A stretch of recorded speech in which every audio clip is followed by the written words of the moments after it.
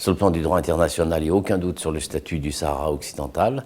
Il a été placé en 1962 sur la liste des territoires à décoloniser par l'ONU. C'était le grand mouvement de décolonisation, donc il était un parmi les autres. Et on identifiait comme cela des situations où il y avait un territoire, il y avait un peuple qui était colonisé, et donc il fallait en sortir. Mais quand vous prenez la carte de l'Afrique, ils y étaient tous, à part l'Éthiopie qui n'a pas été colonisée, et voilà, ils étaient sur la liste, et on passait par un référendum d'autodétermination ou tout autre procédé, et voilà, donc territoire non autonome. Voilà, c'est cette expression, bon, et il y est toujours, enfin la vérification à ce jour, il y est toujours. Donc ça, c'est ce qui fait que quand par exemple Trump dit je reconnais la souveraineté, il ne reconnaît rien du tout, vu que c'est un vote de l'ONU qui a inscrit, donc il n'est pas l'Assemblée générale de l'ONU. Bon. Et ça, c'est la première réalité. La deuxième, c'est qu'à la suite de la marche verte, qu'on appelait comme cela, qui en fait était un envahissement par l'armée marocaine et par des gens qui étaient conduits là par le régime, eh bien, il y a eu invasion du territoire par la force armée, et ils ont conquis, à la suite d'opérations particulièrement violentes et bénéficiant des soutiens des États-Unis, de l'Espagne et de la France, ils ont réussi à conquérir non pas le territoire, mais à peu près les 2/3, qu'ils ont d'ailleurs matérialisé eux-mêmes par ce fameux mur construit de gravats, de roches, de sable, qui est et de mines antipersonnelles surtout, qui fait 2600 km et qui marque la frontière de ce qu'ils ont. Donc en fait, ils n'ont jamais même annexé le territoire du Sahara occidental, vu que dans le pire des cas, ça repose sur les 2/3, ce qui prouve bien qu'ils ne sont pas chez eux. Donc cette partie-là, les 2/3, qui est territoire non autonome, et en plus sous le régime de l'occupation militaire défini par la 4e Convention de Genève. Et puis il y a 1/3 qui est la zone libre, donc qui est très difficile d'accès, qui n'a pas d'accès à la mer, mais qui est sous contrôle sahraoui, et là le peuple est chez lui. Mais évidemment l'activité est au bord de la mer, les grandes villes sont à Laayoune et Dakhla, et on n'a pas de grandes villes qui sont sur cette partie. Donc voilà la situation juridique du territoire non autonome à décoloniser, pour partie libre, pour partie en occupation militaire. La situation juridique du Maroc, il faut l'analyser sous 2 angles. Sous l'angle du droit interne, ils ont procédé à l'annexion du territoire, de la partie du territoire. Donc rien que cela montre qu'ils ne savent pas ce qu'ils font, et que c'est pas simple, parce que si le territoire est à vous, c'est pas les 2/3, ou alors autrement, il faut qu'ils fassent des pétitions pour réclamer le tiers qui est manquant. Le tiers qui est manquant, ils le laissent aux Sahraouis. Donc, or la limite, elle a été faite en fonction des activités militaires. Elle n'a pas été faite. C'est un cessez-le-feu qui a marqué là. Bon, donc ils ont annexé cette partie du territoire où s'applique la loi marocaine. Il y a des préfets marocains, et tout ce que vous devez faire doit être marocain. Voilà, donc du point de vue du droit interne, les touristes qui vont faire de la planche à voile à Dakhla sont dans une zone d'occupation militaire avec la puissance militaire occupante qui a annexé le territoire, mais bon, ils sont heureux parce qu'ils font de la planche à voile, ça leur pose pas de problème. Il y a des prisonniers politiques à 100 mètres, on les entend pas crier, donc c'est bon, voilà. Ça, c'est du point de vue marocain. Maintenant, du point de vue international, la Cour internationale de justice qui se prononce en 1975, ça c'est un élément de propagande, elle ne risque pas de dire que le Sahara est puissance militaire occupante, parce qu'il ne l'occupe pas à l'époque, vu qu'ils vont attendre l'avis de la Cour pour ensuite le faire. Bon, donc par contre, l'avis de la Cour de justice de 1975, il fait 60 pages, il est sur le site de la Cour internationale de justice, il est disponible en français, il est disponible en anglais, il a été commenté par 50 professeurs dans le monde entier, et quel est le résultat? Il y avait une demande de l'Assemblée générale de l'ONU pour dire mais est-ce que le territoire, est-ce qu'il y a une souveraineté sur ce territoire, et les peuples qu'il y a, quels sont ces peuples? Et la Cour, elle met 60 pages pour dire qu'elle a tout étudié, et qu'il y a un peuple autonome spécifique qui est le peuple sahraoui, et qui ne vit pas du tout de la même manière que le peuple marocain, qu'il y a eu quelques places près de la frontière, des places douanières qui étaient sur la zone, mais c'était simplement des places douanières sans aucune reconnaissance ni du régime civil, ni du régime international, ni de quoi que ce soit. Et donc la Cour, elle répond de manière la plus claire en 1975 en disant il y a un peuple sahraoui qui est bédouin, qui est maghrébin, qui est musulman, qui est itinérant, mode de vie itinérant, comme on va retrouver des choses assez proches dans le Grand Sud marocain, mais dit ce sont deux peuples complètement distincts. Et donc la requête du Maroc est de dire mais il n'y a pas besoin de faire, ou de l'Espagne qui était côte à côte à l'époque, il n'y a pas besoin de faire quoi que ce soit parce que c'est tranché, vu que c'est déjà nous. Ben non, ça a été tranché par la Cour. Et ce qui était, donc la Cour, elle le dit explicitement, il n'y a aucune marque de souveraineté historique et juridique du Maroc sur le Sahara occidental, tranché, net et propre. Voilà. Ce qui est tout à fait extraordinaire, mais là il faut bien rappeler qu'on est à cette époque dans le contexte de la guerre froide. Le Maroc se place comme pivot du camp occidental. Donc il reçoit les amours des États-Unis, il reçoit les amours de la France, il reçoit les amours de l'Espagne. Il va recevoir aussi les amours d'Israël, vu qu'on sait très bien que Hassan II a ensuite trahi la Ligue arabe en donnant les renseignements sur, il l'avait fait quelques années plus tôt, vu que c'est en 67 pour la guerre des 6 jours en Palestine. Donc on se rappelle les circonstances, hein, c'est qu'il y avait beaucoup d'hostilité entre les troupes israéliennes et les troupes arabes en coalition. Le commandement militaire se faisait au sein de la Ligue arabe, et il y aurait attaque, il n'y aurait pas attaque, il y avait quand même quelque chose qui était un petit peu prévu. Voilà. Mais tout d'un coup, il y a une saillie israélienne qui fait que toute l'aviation égyptienne est bombardée alors que les avions sont au sol, elle est détruite alors que les avions sont au sol, donc ce n'est pas les Égyptiens qui ont attaqué. Et ce jour-là, il y avait quoi que ce soit, ce qui fait qu'il n'y avait pas de soldats en mesure de faire. Et maintenant, on sait que si les Israéliens ont pu attaquer ce jour-là et de cette manière, c'est parce qu'on est en 67. Hassan II, le roi du Maroc, faisait partie de la direction militaire de la Ligue arabe, et quand la réunion était finie, il prenait son téléphone ou son messager pour aller, plutôt un messager qu'on connaît d'ailleurs, pour passer les renseignements à Israël. Donc le Maroc fait partie du monde arabe, c'est certain, mais certainement pas de la cause arabe, je parle des dirigeants.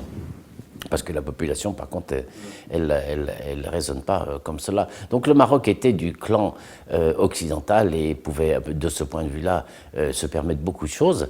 Et donc vous avez ce phénomène qui est absolument incroyable, qui est que la Cour internationale de justice rend son arrêt, qu'encore une fois tout le monde peut lire, qui se conclut en disant il n'y a aucune souveraineté du Maroc, donc il faut poursuivre le processus de décolonisation. Donc le Maroc, il a tout perdu à 100%. Et l'après-midi même, vous avez un discours du roi qui dit grâce à Dieu, la justice vient de donner raison. La justice nous rend la terre que Dieu nous avait donnée. Donc je demande simplement d'aller prendre possession de votre bien. Vous êtes chez vous. Et en fait, vous êtes chez vous, il envoie l'armée. Et donc si ça n'avait pas été la guerre froide et ces liens indissociables entre le Maroc et l'Occident, évidemment qu'il y aurait eu une réaction immédiate au juste niveau, parce qu'il y a eu réaction, mais c'était des vaguelettes, réaction très forte des États-Unis, de la France et de l'Espagne pour dire attendez, il y a un arrêt de la Cour de justice qui vous donne tort, vous ne pouvez pas dire qu'il vous a donné raison, premièrement, et deuxièmement, vous n'avez aucun droit pour envoyer vos troupes sur un territoire à décoloniser, parce que c'est l'annexion d'un territoire par la force armée, c'est interdit précisément par l'article 7 de la charte de l'ONU, qui dit que l'annexion d'un territoire par la force armée est strictement prohibée, vu que c'est la condition le risque premier de guerre dans le monde. Bon, si un État, parce qu'il se sent militairement puissant, peut annexer telle ou telle partie du territoire voisin parce qu'il y a des mines, parce qu'il y a du tourisme, parce qu'il y a la mer, parce qu'il y a je ne sais pas trop quoi, vous avez la généralisation des guerres dans le monde en 5 minutes. Bon, voilà, donc c'est ce qui aurait dû se faire de soi-même. vu que c'était déjà sur la liste depuis 1963, donc ça suffisait. En plus, renforcé par le fait que la Cour dit, mais vous avez bien fait de mettre sur les territoires à décoloniser parce qu'il n'y a aucune nationalité du Maroc. Et il ne dit pas il faut que les populations, il dit il faut que le peuple sahraoui décide de ce qu'il va faire. C'est clair, voilà. Et tout ça, et le lendemain, il dit voilà, c'est à moi, on peut revenir. Et les États-Unis, et la France, et l'Espagne, elles applaudissent. La déclaration de Trump, elle a changé quelque chose peut-être dans la vie politique aux États-Unis, ça c'est pas mon problème, et elle a fait du baume au cœur aux dirigeants marocains qui ont fait le tour du monde avec ça. Voilà, donc c'est ce que ça a changé. Mais juridiquement, c'est un communiqué, une simple déclaration, donc déjà une déclaration, elle n'a pas de force juridique, parce que si chaque fois qu'un président, un chef d'État, un Premier ministre fait une déclaration, ça devient un traité international, alors ça va devenir compliqué. Donc moi, la première chose, c'est de me dire, est-ce qu'il y a un vote du Congrès qui a la compétence en matière internationale, ou est-ce qu'il y a une décision manuscrite, signée? Bon, non, c'est un communiqué de presse. Voilà, bon, donc déjà, on se rend bien compte qu'on est très bas. Premièrement. Deuxièmement, les États-Unis passent leur temps à vouloir faire la leçon au monde entier, avec beaucoup de réussite depuis la Deuxième Guerre mondiale, vu que c'est quand même le seul pays qui a utilisé l'arme atomique et qui l'a fait sur des villes où il y avait de la population civile. Hein. C'est-à-dire que le cœur de cible, c'était pas une zone militaire, hein. C'était comme si on le fait place Bellecour à Lyon ou place de la République à Paris. Donc, c'est le pays qui a fait cela. Il n'y a aucun autre pays qui a utilisé l'arme atomique. Depuis 1975, ils mettent la terre à feu et à sang depuis le Vietnam. Ils ont inventé de fausses preuves pour attaquer l'Irak, etc., etc. Donc, on va me dire, ça y est, il fait l'anti-américanisme. Je ne suis pas l'anti-américanisme. Je constate la réalité telle qu'elle est. Je constate aussi un autre volet de la réalité des États-Unis qui est moins mise en avant, qui est moins connue, alors que pour moi, elle est flagrante. Je suis avocat. C'est que les États-Unis veulent inculquer la liberté et la démocratie au monde entier. En fait, ils veulent récupérer le pétrole et les mines là où il y en a, et ensuite, lui dire je viens de voler tes mines, ils disent c'est pour la démocratie. Bon, donc ça, on a compris. Mais en revanche, ce que les gens savent moins, c'est que les États-Unis, ils refusent absolument de s'intégrer dans n'importe quel système de droit international. Alors à l'ONU, oui, ils sont restés à l'ONU, mais à l'ONU, vous avez un texte qui est le pacte de 1966, qui en fait est une déclaration des droits de l'homme efficace, qui est contrôlée par un comité des droits de l'homme. Il y a sur les 185 États, je pense qu'il y en a 170 qui l'ont ratifié. Les États-Unis, ils ne sont pas. C'est-à-dire qu'ils ont ratifié le pacte, parce que si tu ne ratifies pas le pacte, tu ne peux pas faire moins, mais ils n'ont pas ratifié le comité, donc l'organe de contrôle. Ils refusent de signer le traité de la CPI. La CPI, ce n'est pas un repère de bandits. Il y a 110 États qui l'ont signé pour la justice internationale. Ils refusent.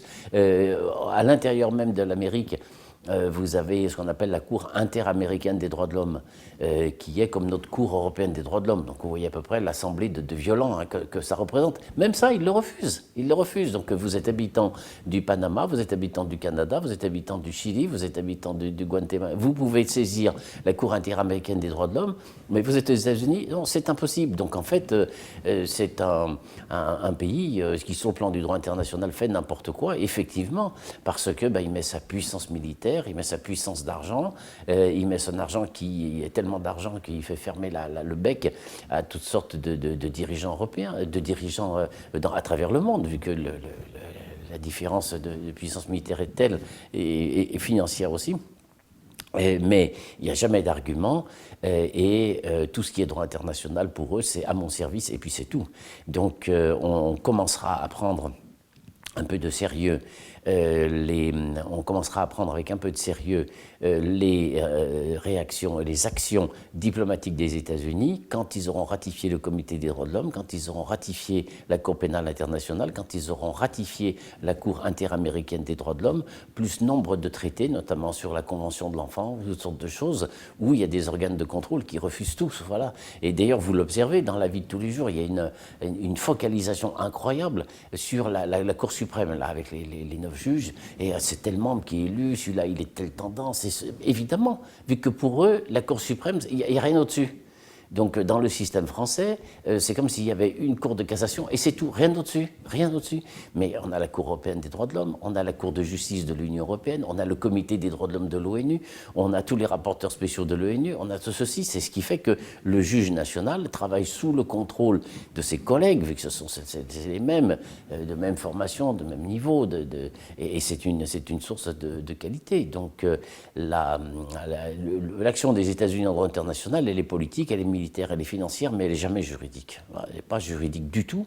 Et ben là, on l'a vu alors flagrant, vu qu'un comité, une déclaration du président des États-Unis sur un sujet pour lequel il n'a pas compétence, de reconnaissance de compétence, ça fait le tour du monde.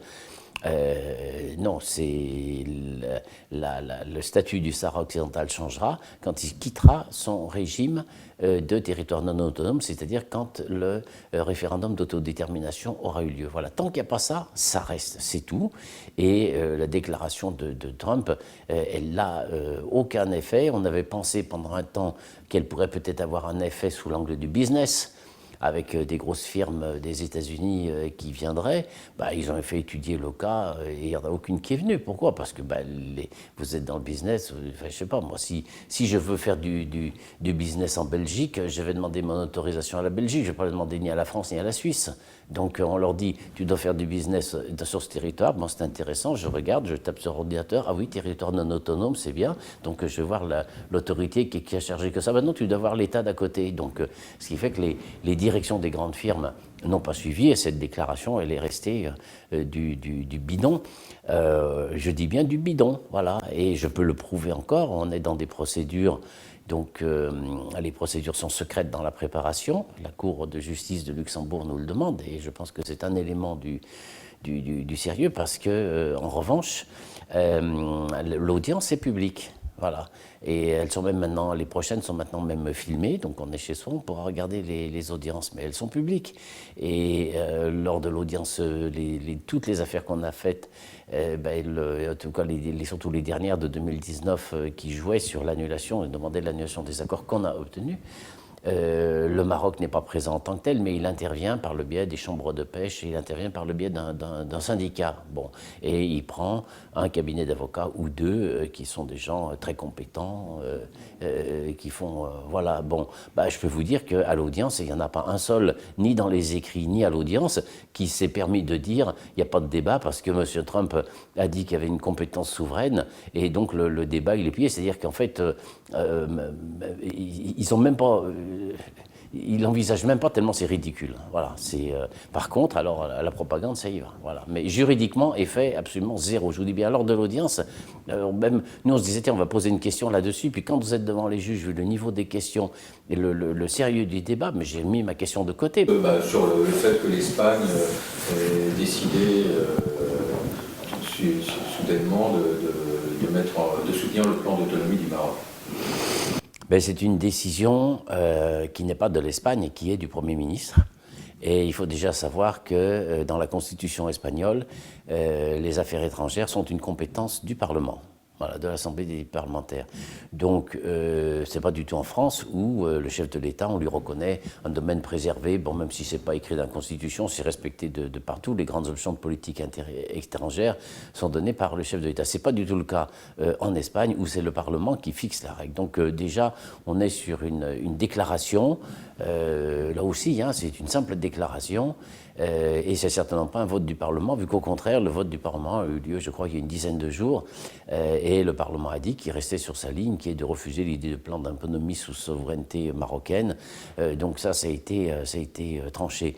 Alors pour ce qui est de cette déclaration de M. Sanchez, bon, elle est d'autant plus rigolote que quand l'information sort, on apprend qu'il y a un accord secret. Bon. Et donc nous, on regarde la montre, on voit combien d'heures va durer l'accord secret, même pas 24 heures.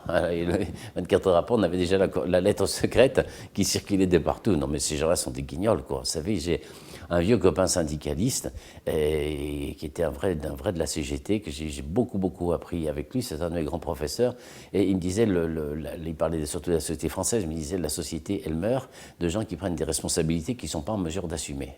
Voilà, ben, M. Sanchez, il est comme ça. Donc, personne ne t'oblige à être Premier ministre, mais enfin, si tu es Premier ministre, il y a quand même des choses qui sont à faire. Donc, sa déclaration, déjà, ne valait rien, vu que c'est le vote. Alors, elle est utilisée par le Parlement, mais les entreprises ne peuvent pas enchaîner avec ça, premièrement. Deuxièmement, nous, on a un recours, vu qu'on a gagné devant le tribunal de l'Union européenne ce mois de septembre 2021. L'annulation des accords qui ont été signés entre l'Union européenne et le Maroc, dans la mesure où cet accord prévoit une extension sur le domaine du Sahara occidental. Et en disant qu'ils nous ont consultés, on leur dit mais consulter qui? Consulter les colons. Et ce n'est pas les consulter, c'est le consentement du peuple qui est la référence. Donc on attaque sur cette base et on a gagné. Et ils ont fait un pourvoi, donc on est devant la grande chambre. On aura peut-être une plaidoirie en fin d'année 2021 et on verra bien le résultat en 2022. Mais dans cette procédure, il y a l'Espagne. Et l'Espagne, elle dépose un mémoire. Et je ne vais pas vous décrire ce qu'il y a dans les actes secrets, mais je peux vous dire ce qui était dans la première audience de plaidoirie, et je donne rendez-vous à la deuxième audience de plaidoirie. Et on va bien rire de voir si le point de vue espagnol devant la Cour, c'est de dire qu'il reconnaît la souveraineté marocaine, parce que là, il se mettra en infraction grave avec la jurisprudence de la Cour, vu qu'en 2016, la Cour a dit qu'il n'y avait aucune souveraineté marocaine sur le territoire. Donc, vous êtes ici à Lyon, dans la ville des Guignols, mais là, on en a vraiment un de Guignols, mais de Guignol de la mauvaise espèce. Le troisième élément de réponse, c'est qu'en fait, ça s'inscrit dans une espèce de bâtardise de la politique étrangère de l'Espagne depuis 1975. Parce qu'ici, vous avez eu un tour de passe-passe qui était assez fantastique, vu que je reviens donc à l'inscription sur la liste des territoires non autonomes, qui est le processus de décolonisation pratiqué dans le monde entier, qui a permis à tous ces États d'arriver à l'indépendance. Et on nommait comme administrateur celui qui était la puissance occupante. Et sur place, il y a cette administration, il connaît les gens et ceci, donc c'est à lui d'organiser son départ. Sous-entendu, c'est pas un gros sacrifice, parce que si tu n'es pas trop bêta, tu vas pouvoir garder des liens d'influence, et c'est comme ça que tel pays qui était sous mandat britannique, on le retrouve plutôt ici, et bon, voilà, donc ça s'est fait comme cela. Et donc, à l'époque, quand il y a un territoire à décoloniser, on nomme comme administrateur le pays qui était le colon. Voilà, vu qu'il a l'administration sur place, il a ses soldats, il connaît les gens, et il voit comment manœuvrer, à charge pour lui d'essayer de passer ensuite une certaine domination économique qui va remplacer la colonisation directe. Et donc pour le Sahara occidental, c'était une province espagnole, donc c'est l'Espagne qui est nommée. Et si je retourne sur le site de l'ONU, ben je vois toujours le Sahara occidental sur la liste des territoires non autonomes, et la puissance administrante, donc avec mandat de l'ONU, c'est l'Espagne. Bon. Et puis Franco vieillissant, l'environnement autour de lui, le roi du Maroc qui disait une chose et qui disait une autre, vu que nous on a quand même de très belles déclarations qui datent de 1974, donc juste avant le revirement, où le roi du Maroc n'avait pas encore compris que l'Espagne voulait lâcher l'affaire. Et donc il a des déclarations qui sont visées dans nos procédures et qu'on trouve d'ailleurs sur Internet, où il dit mais c'est au peuple sahraoui de choisir son destin, de choisir sa capitale. S'il veut la mettre à l'Aïoun, il la met à l'Aïoun. S'il la met ailleurs, je serai le premier à y ouvrir une ambassade. Ça c'est Hassan II qui déclare cela, vous comprenez. Et puis ensuite les contacts se font et il voit que Franco il veut plus de ce territoire. Alors hop, ça y est, magie. Et donc il s'invente une histoire. C'est notre territoire souverain depuis des siècles et on nous l'a volé et voilà et ceci. Alors c'est vraiment même pas 6 mois d'intervalle. Franco, il n'y a pas grand-chose à faire de tout ça, mais quand même il est un peu embêté parce qu'il a des gens autour de lui. Quand vous avez reçu un mandat de l'ONU, vous ne pouvez pas le transférer à quelqu'un. Je pense qu'il n'y a pas besoin d'être un grand expert de droit international pour le comprendre. L'ONU, elle t'a donné un mandat, tu vas pas dire je le fais filer par quelqu'un, puisque quand quelqu'un il veut annexer le territoire, c'est pourtant ce qu'ils ont fait, c'est ce qu'ils ont fait, mais ils sont tellement honteux qu'ils l'ont fait par un accord secret. Voilà, dans les accords secrets, on a mis plus de 24 heures, vu que la dictature franquiste était un peu plus solide que le blabla de notre ami Sanchez. Mais on l'a maintenant, et effectivement, et ils ont passé un accord entre l'Espagne et le Maroc pour dire je te donne l'administration comme si c'était possible. Et donc l'Espagne est toujours de droit la puissance administrante, et c'est de manière parfaitement abusive qu'elle a transmis cette mission d'administrateur au pays qui voulait coloniser et annexer le territoire par la force armée. Donc je crois qu'on n'a que des amis en Espagne.